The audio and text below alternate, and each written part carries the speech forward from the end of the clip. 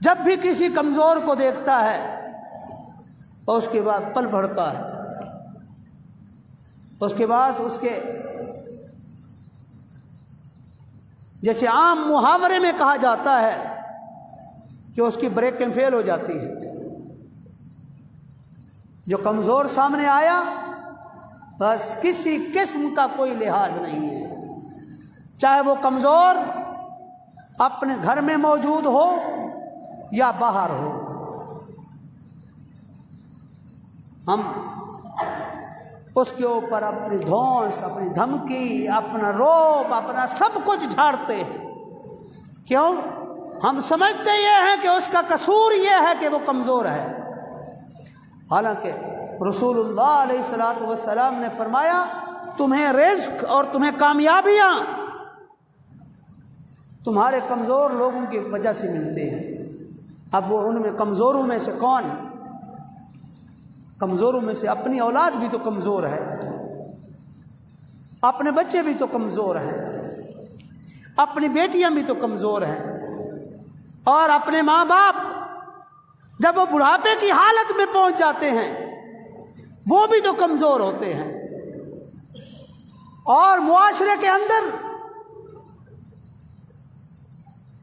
یتیم و مساکین وہ بھی تو کمزور ہیں۔ اس لیے فرمایا تمہیں جو رزق ملتا ہے اور کامیابیاں ملتی ہیں تمہارے کمزور لوگوں کی وجہ سے ملتی ہیں۔ یہی وجہ ہے میرے اور آپ کے پیارے حبیب علیہ الصلوۃ والسلام ہمیشہ کمزوروں کا خاص خیال رکھتے تھے، کمزور جو لوگ تھے ان کا خاص خیال رکھتے تھے۔ میرے آقا علیہ الصلوۃ والسلام کے گھر کے اندر اگر کوئی نیا پھل آتا، نئی چیز آتی،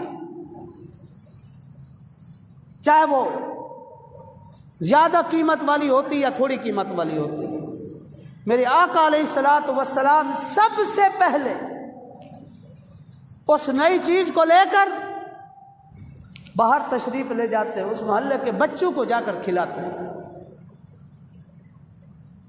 یا آپ کا کھلانا مجھے اور آپ کو پوری امت کے لیے درس تھا کہ کمزوروں کا خاص خیال رکھا کرو۔